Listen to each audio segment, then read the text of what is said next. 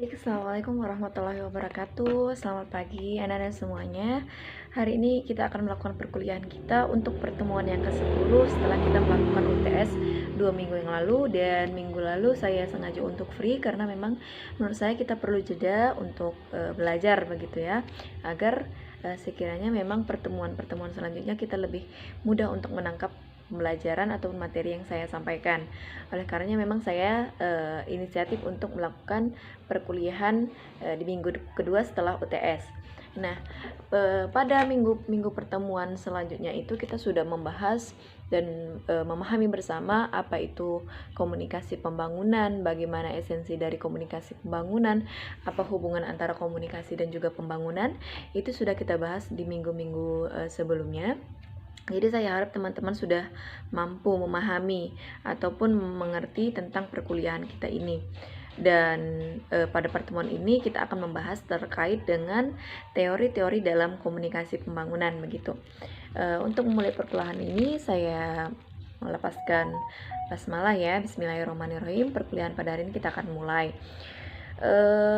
Yang pertama yaitu perspektif dominan tentang teori awal pembangunan, di mana yang melatar belakangi sebenarnya adanya ataupun proses munculnya komunikasi ataupun teori dalam pembangunan ini adalah di mana pembangunan sebagai sesuatu kegiatan yang nyata dan terencana menjadi menonjol sejak selesainya Perang Dunia Kedua. Artinya sebelum terjadinya sebelum usainya Perang Dunia Kedua, proses ataupun pemikiran tentang kemajuan sebuah pembangunan ini belum muncul pada suatu negara ataupun bangsa. Dengan merdekanya bangsa-bangsa yang tadinya berada di bawah jajahan negara kolonial, maka sejak itu pula lah mereka mulai berkesempatan untuk membenahi nasib-nasib mereka, dalam arti membangun negara dan juga kehidupan rakyatnya. Sejak inilah pembangunan secara umum dimulai oleh pemerintah Amerika Serikat. Artinya memang yang melatar belakangi terjadinya sebuah pembangunan itu dimulai sejak berakhirnya Perang Dunia Kedua ataupun dimulainya Perang Dunia yang negara yang ketiga begitu. Untuk mendukung teori-teori dalam komunikasi pembangunan itu ada beberapa teori dalam komunikasi pembangunan. Yang pertama adalah teori modernisasi. Modernisasi sudah sangat dekat dengan kita. Pengertian modernisasi itu seperti apa? Itu kalian atau saya rasa sudah memahami dari modernisasi itu sendiri. Nah, untuk teori modernisasi ini lahir setelah Perang Dunia Kedua yang dicetuskan oleh tokoh-tokoh Amerika Serikat pada saat itu. Nah, sebelum terlahirnya teori modernisasi ini, tepatnya sebelum Perang Dunia Kedua ataupun ketika Perang Dunia Kedua, persoalan pembangunan negara dunia ketiga hanya sedikit mendapatkan perhatian dari ilmuwan dari Amerika Serikat. Namun, setelahnya pada saat usai Perang Dunia Kedua, dengan bantuan melimpah dari pemerintah Amerika Serikat dan organisasi swasta, satu generasi baru ilmuwan politik, ekonomi, dan para ahli sosiologi, psikologi, antropologi, serta ahli kependudukan menghasilkan karya-karya disertasi. Karya-karya disertasi ini karya-karya yang dilakukan oleh seseorang yang sedang menempuh pendidikan doktor tentang dunia ketiga yang salah satunya adalah mengenai pembangunan.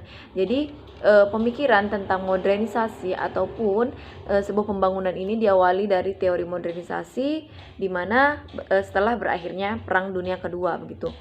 Selain teori modernisasi disebut sebagai aliran pemikiran, artinya di sini pemikiran-pemikiran yang melahirkan sebuah pemikiran untuk sebuah kemajuan suatu bangsa ataupun negara. Nah, teori ini juga mampu merangsang perubahan di pihak lain dan bisa menghasilkan perubahan dan juga mampu menyerap perubahan tekanan dan menyesuaikan dirinya untuk mengubah suatu permintaan. Artinya dengan lahirnya teori modernisasi inilah sehingga pemikiran-pemikiran tentang suatu perubahan pada sebuah pembangunan itu muncul begitu, yang dicetuskan oleh para ahli-ahli yang berasal dari Amerika Serikat ya. Nah, dan teori modernisasi ini lahir sejak tahun 1950 di Amerika Serikat sebagai wujud kaum intelektual atas Perang Dunia Kedua yang telah menyebabkan munculnya negara-negara di dunia ketiga ya. Dan kelompok negara miskin yang ada dalam istilah dunia ketiga. Jadi dunia ketiga ini adalah masyarakat ataupun negara-negara yang memang yang dianggap miskin dalam segi materi, baik juga dari segi keadilan atau pendidikan dan lain sebagainya. Jadi negara miskin ini merupakan negara yang dunia ketiga, adalah negara bekas jajahan perang yang menjadi bahan rebutan pelaku Perang Dunia Kedua. Jadi negara miskin ini adalah negara-negara yang memang bekas jajahan dari pelaku perang pada Dunia Kedua gitu. Sebagai negara yang menjadi bahan rebutan pelaku Perang Dunia II dan mendapatkan pengalaman kesekian waktu sebagai negara jajahan ya. Sudah berulang kali menjadi negara jajahan oleh pelaku penjajah, sehingga kelompok dunia ketiga berupaya melakukan pembangunan untuk menjawab pekerjaan rumah tangganya. Maksudnya rumah tangga di sini adalah negaranya, yang terdiri melalui kemiskinan, pengangguran, gangguan kesehatan, pendidikan rendah, rusaknya lingkungan, kebodohan, dan beberapa problem-problem lain yang muncul pada negara yang memang termasuk dalam negara-negara miskin. Dengan menjawab pertanyaan-pertanyaan dari pekerjaan rumah ini tadi, sehingga negara-negara ketiga ini berupaya untuk melakukan suatu perubahan baik dalam segi pembangunan untuk agar terbebas dari negara-negara penjajah begitu. Inilah yang melatar belakangi kenapa memang suatu perubahan ataupun munculnya pembangunan ini untuk memperbaiki ataupun merubah pola kehidupan dari negara-negara miskin ya.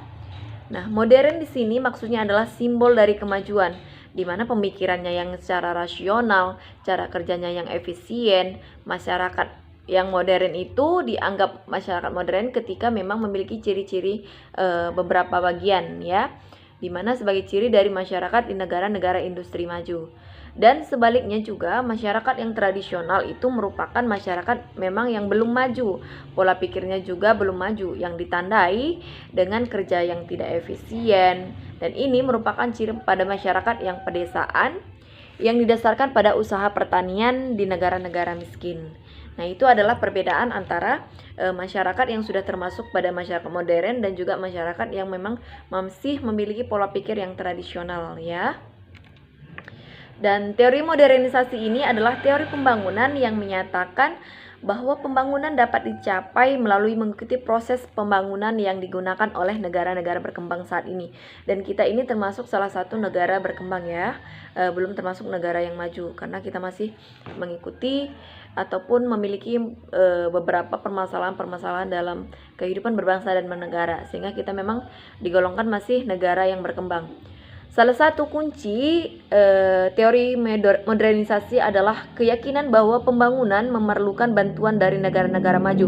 Perlu digarisbawahi bahwa memang negara-negara berkembang itu atau negara-negara yang termasuk dalam kategori miskin itu memang tidak bisa terlepas dari kerjasama ataupun bantuan dari negara-negara maju. Misalnya seperti kita, negara Indonesia itu tidak bisa terlepas dari bantuan oleh negara maju seperti Amerika Serikat begitu ya. Nah, kita selalu membutuhkan pertolongan, artinya adanya simbiosis mutualisme, adanya saling saling bekerja sama dan saling menguntungkan gitu, baik dari negara Amerika memiliki keuntungan ketika bekerja sama dengan negara Indonesia. Begitu juga dengan kita, orang Indonesia bekerja sama dengan Amerika Serikat, tentunya ada salah satu keuntungan ataupun kebutuhan yang kita dapatkan ketika kita melakukan kerjasama dengan Amerika Serikat gitu. Dan kunci dari modernisasi ini adalah bahwa pembangunan memerlukan bantuan-bantuan dari negara-negara maju untuk membantu negara-negara berkembang untuk belajar dari perkembangan mereka. Melalui negara-negara maju kita bisa berkaca ataupun mempelajari hal-hal apa saja yang memungkinkan negara berkembang bisa lebih baik lagi dari sebelumnya begitu. Dengan demikian, teori modernisasi ini dibangun di atas teori bahwa kemungkinan untuk pembangunan yang sama dicapai antara negara maju dan dikembangkan lebih rendah lagi. Dalam teori modernisasi ini juga ada kelebihan dan juga kekurangannya. Dan berbicara tentang kelemahannya dari teori modernisasi ini, bahwa teori modernisasi bertolak dari dua konsep yang dipertentangkan, yaitu masyarakat modern, negara maju, dan juga masyarakat tradisional. Jadi dalam konsep teori modernisasi ini ada dua konsep yang harus diperhatikan, yang mana yaitu dari masyarakat modern dan juga masyarakat tradisional. Teori modernisasi mencari sebab-sebab kegagalan pembangunan di dalam negara berkembang itu sendiri. Jadi melalui teori modernisasi ini kita mampu menganalisanya, apa-apa saja yang menyebabkan kegagalan-kegagalan dalam sebuah pembangunan yang dilakukan gitu. Dan kelemahan yang ketiga adalah teori modernisasi bersifat ahistoris. Artinya ahistoris ini adalah teori ini tidak ataupun kurang melihat persoalan dalam konteks kesejarahan negara berkembang itu sendiri. Dia tidak mampu melihat bagaimana sih persoalan tentang sejarah dalam sebuah negara berkembang. Nah, dalam teori modernisasi ini juga terbagi ataupun terdiri dari beberapa pemikiran ahli ataupun tokoh yang menjelaskan tentang konsep teori modernisasi. Yang pertama yaitu teori yang dijelaskan oleh Harold Damar, yang dimaksudnya di sini adalah modal dan investasi. Di mana menurut Roy Harold dan Damar yang merupakan ahli ekonomi berbicara tentang teori ekonomi pembangunan yang menekankan pada penyediaan modal dan investasi. Jadi di sini yang perlu digarisbawahi oleh mereka adalah penyediaan modal dan investasi. Di mana Harold dan Damar berkesimpulan bahwa sebuah pembangunan itu akan berhasil dan terlaksana dengan baik jika pertumbuhan ekonomi ditentukan oleh tingginya modal dan investasi begitu. Jadi perlu digarisbawahi bahwa teori yang dijelaskan oleh Harold Damar digarisbawahi ataupun diperjelas oleh modal dan investasi begitu ya. Dan yang kedua, teori yang dijelaskan oleh Max Weber, di mana teori Max Weber ini berasumsi pada etika Protestan. Max Weber ini adalah seorang sosiolog Jerman yang dianggap bapak sosiologi modern ya, di mana Max Weber ini sudah sangat kenal ataupun sangat terkenal pada kajian ilmu sosial gitu ya. Teori Max Weber ini menekankan tentang nilai-nilai budaya yang menjelaskan tentang peran agama dalam sebuah pembentukan kapitalisme. Jadi yang ditekankan pada Max Weber adalah bagaimana pengaruh ataupun peran agama dalam sebuah perubahan ataupun sebuah pembangunan. Peran agama yang dikemukakan di sini mempunyai peran yang menentukan dalam mempengaruhi tingkah laku individu. Kalau nilai-nilai yang hidup dalam masyarakat dapat diarahkan kepada sikap yang positif terhadap pertumbuhan ekonomi, maka proses pembangunan juga dapat terlaksana gitu ya. Artinya ketika kita memang memberikan respon positif ataupun pemikiran-pemikiran positif terkait dengan sebuah perubahan atau pembangunan, maka proses pembangunan itu akan dapat terlaksana gitu. Itu adalah pemikiran teori modernisasi menurut Max Weber ya. Yang ketiga itu adalah teori David McClelland, di mana di sini dia lebih menekankan pada dorongan berprestasi. David adalah seorang ahli psikologi sosial, di mana teori ini menekankan pada aspek-aspek psikologi individu. Bagi tokoh ini mendorongnya proses pembangunan berarti membentuk manusia wira swasta yang tinggi.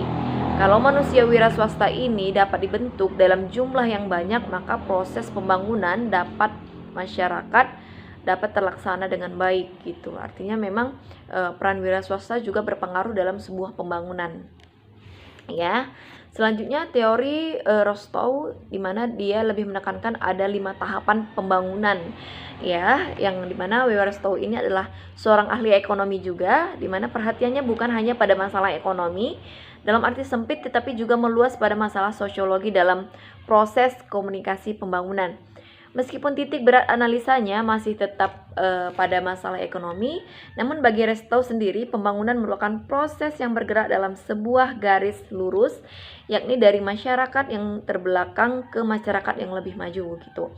Untuk menuju ke proses ini, masyarakat tradisional prakondisi yang termasuk dalam tahapan menurut teori Rostow ini yaitu ada 5 tahapan. Yang pertama itu adalah masyarakat tradisional, yang kedua itu adalah prakondisi untuk lepas landas, yang ketiga itu lepas landas, yang keempat itu bergerak ke kedewasaan, yang kelima itu jawaban konsumsi masalah yang tinggi.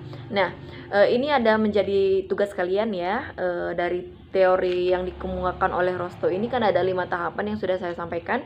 Jadi tugas kalian adalah buat analisa tentang teori Rostow yang terdiri dari 5 tahapan tersebut, dan jangan lupa untuk berikan contoh studi kasusnya ataupun contoh dari masing-masing tahapan tersebut ya. Itu tugasnya nanti dikumpulkan di minggu depan. Yang kelima itu adalah teori Bert-Hosselt, di mana dia lebih menekankan pada faktor-faktor ekonominya dalam sebuah proses pembangunan. Ya, teori Hosselt ini membahas tentang faktor-faktor non-ekonomi yang ditinggalkan oleh Rostow. Teorinya menekankan pada perlunya lembaga-lembaga yang diperlukan menjelang lepas landas. Menurut Hosselt, masalah utama pembangunan bukan hanya sekedar masalah kekurangan modal, tetapi ada masalah lain yang juga sangat penting, yakni adanya keterampilan kerja tertentu yang termasuknya di dalamnya tenaga wira swasta yang baik. Ya, jadi menurut Hosselt ini bahwa sebuah pembangunan itu akan berhasil ketika memang didukung oleh tenaga wira swasta yang memang benar-benar mendukung sebuah pembangunan. Menurutnya ada dua unsur yang dibutuhkan untuk sebuah pembangunan, yaitu pemasukan modal besar dan perbankan, dan yang kedua adalah pemasukan tenaga ahli dan juga terampil. Ya, jadi menurut Hosselt ini bahwa memang sebuah pembangunan itu akan berhasil ketika memang didukung oleh modal yang besar dan juga perbankan, dan yang kedua adalah pemasukan ataupun tenaga ahli yang terampil dan juga ahli di bidangnya. Yang keenam adalah teori Alex Inkeles dan juga David H. Smith, di mana lebih menekankan pada masyarakat ataupun manusia yang modern. Teori ini menekankan tentang lingkungan material, dalam hal ini lingkungan pekerjaan, di mana teori ini pada dasarnya berbicara tentang perubahan faktor manusia sebagai komponen penting penopang pembangunan, dalam hal ini manusia modern, ya. Di mana kedua tokoh ini mencoba memberikan ciri-ciri dan manusia modern, seperti keterbukaan terhadap pengalaman baru dan ide baru, berorientasi ke masa sekarang dan juga masa depan, punya kesanggupan merencanakan dan percaya bahwa manusia itu bisa menguasai alam. Di mana teori ini beranggapan bahwa bagaimanapun juga manusia bisa diubah secara mendasar setelah dia menjadi dewasa, dan karena itu tidak ada manusia yang tetap menjadi tradisional dalam pandangan dan kepribadiannya hanya karena dibesarkan dalam sebuah masyarakat tradisional. Jadi menurut kedua tokoh ini, menurut teori manusia modern, bahwa manusia itu tidak selamanya ataupun tidak melulu bersifat tradisional. Artinya seorang individu akan bisa mampu berubah menjadi masyarakat yang modern ketika memang mereka sudah beranjak menjadi dewasa. Artinya dengan memberikan lingkungan yang tepat, setiap orang bisa diubah menjadi manusia modern setelah dia mencapai dewasa. Dan hasil penelitian dua ahli ini, mereka berkesimpulan bahwa pendidikan adalah salah satu paling efektif ataupun elemen yang utama untuk mengubah manusia dan juga pengalaman kerja dan pengenalan terhadap media massa. Jadi penting sekali memang ya, pendidikan itu sangat dibutuhkan untuk melanjutkan ataupun memperbaiki sebuah keturunan ataupun juga sebuah perubahan dalam kehidupan berbangsa dan bernegara. Oleh karena memang kita harus semangat ketika kita menempuh ataupun belajar dari satu tingkat ke tingkat yang lainnya gitu. Karena memang dalam bidang apapun pendidikan ini yang paling utama, yang berpengaruh ya. Jadi dapat ditarik kesimpulan dari teori modernisasi, ada 6 teori yang termasuk dari teori modernisasi. Dari perbedaan yang ada dari 6 teori pada pembangunan hanya merupakan perbedaan penekanan aspek yang dianggap penting, baik di dalam menciptakan manusia yang akan membangun maupun dalam mempersiapkan sarana material untuk pembangunan itu sendiri. Tetapi pada dasarnya inti dari setiap teori-teori yang disampaikan oleh tokoh itu adalah sama gitu. Jadi yang membuat ataupun membedakan adalah pada aspek yang dianggap penting dari masing-masing tokoh. Namun pada intinya tujuan ataupun esensi ataupun asumsi dari teori-teori itu adalah sama gitu. Dengan demikian dapat ditarik kesimpulan dari persoalan mengapa ada negara yang tertinggal ataupun miskin. Melalui teori modernisasi ini cukup jelas dan mampu menjawab dari pertanyaan-pertanyaan tersebut, bahwa negara-negara tersebut belum maju ataupun masih bersifat tradisional atau belum berhasil lepas landas karena baik orang-orangnya dalam suatu negara ataupun bangsa ataupun nilai-nilai yang hidup di masyarakat tersebut belum bersifat modern sehingga tidak mampu menopang sebuah pembangunan yang lebih baik lagi. Maka dari itu, untuk mengulangi ataupun menanggulangi masalah ini perlu diperkenalkan nilai-nilai yang rasional dan sarana ataupun lembaga modern untuk menopang sebuah proses pembangunan. Arti yang lebih jelas adalah perlunya campur tangan dan dukungan dari negara-negara yang sudah maju dan juga modern. Benar ya, kita sebagai negara berkembang harus didukung oleh negara-negara maju sehingga kita mampu mempelajari hal-hal apa saja atau faktor-faktor yang mampu menopang pembangunan yang lebih baik lagi di negara kita Indonesia. Ya, contohnya misalnya seperti Indonesia dengan negara maju seperti Amerika Serikat yang sampai saat ini juga masih melakukan kerjasama yang tujuannya adalah untuk saling menguntungkan ataupun simbiosis mutualisme. Dalam sebuah modernisasi juga ada syarat-syarat yang harus dipenuhi oleh suatu negara agar memang keberhasilan modernisasi itu dapat berjalan dengan baik. Selain dorongan modernisasi, terdapat pula syarat-syarat modernisasi menurut ahli sosiologi Surjono Sukanto yang terdiri dari 6 bagian. Yang pertama, cara berpikir ilmiah yang sudah melembaga dan tertanam kuat dalam kalangan pemerintah ataupun masyarakat yang luas. Dan yang kedua yaitu sistem administrasi negara yang baik dan benar-benar mewujudkan birokrasi. Yang ketiga, sistem pengumpulan data yang baik, teratur dan terpusat pada suatu lembaga ataupun badan tertentu, misalnya seperti kita yaitu BPS, yaitu Badan Pusat Statistik. Jadi dari BPS itu kita sudah melihat bagaimana data ataupun kelengkapan dari data statistik dari masyarakat Indonesia, itu kita sudah mampu melihatnya dengan jelas. Yang keempat yaitu penciptaan iklim yang menyenangkan terhadap modernisasi, terutama media massa. Media massa juga memiliki peran penting untuk keberhasilan sebuah perubahan pembangunan ke tahap lebih modernisasi ya. Yang kelima yaitu tingkat organisasi yang tinggi, terutama disiplin dirinya. Yang keenam, sentralisasi wewenang dalam perencanaan sosial yang tidak mementingkan kepentingan pribadi ataupun golongan. Artinya untuk melanjutkan ke tahap modernisasi ini, yang lebih diutamakan adalah kemajuan ataupun kepentingan dari masyarakat umum, masyarakat luas, masyarakat dan negaranya, bukan sekedar kepentingan pribadi ataupun kelompoknya gitu. Nah, dari 6 syarat-syarat modernisasi yang sudah saya sampaikan barusan, menurut kalian apakah negara Indonesia, negara kita ini sudah menjalankan ataupun sudah memenuhi syarat-syarat untuk sebuah modernisasi? Nanti hal ini kalian bahas ataupun buat tugas ke dalam sebuah kalian ketik dan kirimkan ke saya tunggu paling lama minggu depan. Gejala-gejala modernisasi di Indonesia ada juga ya, sudah menjadi gejala-gejala di Indonesia itu sendiri yang ditinjau dari berbagai bidang kehidupan manusia. Yang pertama adalah bidang budaya, bidang politik, bidang ekonomi, bidang sosial. Dan ini saya minta kalian melihat dan menganalisis gejala-gejala modernisasi yang ada di Indonesia melalui 4 bidang ini tadi ya. Dan ini adalah menjadi tugas kalian. Kalian berikan penjelasan serta contoh kasus dari setiap bidang-bidang dari gejala yang ada di Indonesia, gejala modernisasi yang ada di Indonesia ya. Berbicara tentang modernisasi juga memiliki dampak positif dan juga negatifnya ya. Dampak positifnya itu ada 3 bagian. Yang pertama itu perubahan tata nilai sikap yang terlihat dari cara berpikir masyarakat yang irasional menjadi rasional. Jadi dengan adanya sebuah modernisasi, arus modernisasi ini menimbulkan dan memberikan dampak positif yang tadinya masyarakat berpikir secara irasional, sehingga dengan adanya modernisasi masyarakat lebih rasional berpikirnya. Yang kedua itu berkembangnya ilmu pengetahuan dan teknologi yang dilihat melalui proses masyarakat ketika beraktivitas lebih mudah dan maju. Dengan perkembangan teknologi ini juga kita lebih mudah ketika kita melakukan aktivitas dan juga lebih efisien begitu. Yang ketiga yaitu tingkat kehidupan yang lebih baik. Dibukanya industri berdasarkan teknologi yang sudah maju, menjadikan nilai dalam memproduksi alat-alat komunikasi dan transportasi yang canggih. Dalam hal ini akan membantu mengurangi pengangguran dan meningkatkan taraf hidup yang baik. Memang perkembangan teknologi ini juga memiliki dampak yang positif dalam kehidupan manusia. Namun tidak bisa dipungkiri juga ternyata memang modernisasi ini juga memiliki dampak negatifnya.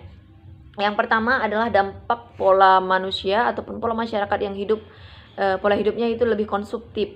Perkembangan teknologi industri sudah modern dan semakin pesat membuat penyediaan barang kebutuhan masyarakat itu menjadi melimpah gitu ya. Dengan begitu masyarakat menjadi mudah tertarik untuk mengkonsumsi barang dengan banyak dengan pilihan yang ada. Misalnya saat ini kita lebih dimudahkan untuk berbelanja tanpa harus langsung datang ke toko. Kita hanya menggunakan sebuah gadget melalui aplikasi Shopee, Tokopedia dan lain sebagainya.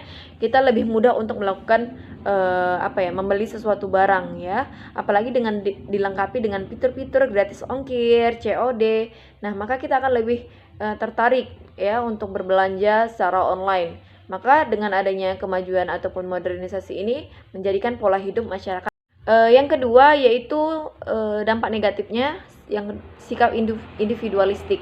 Sikap individualistik di sini maksudnya adalah masyarakat merasa dimudahkan dengan teknologi maju, membuat mereka merasa tidak lagi membutuhkan orang lain dalam beraktivitasnya. Padahal kita merupakan masyarakat yang diciptakan sebagai makhluk sosial, artinya tidak bisa hidup tanpa orang lain. Kita tidak bisa hidup sendiri.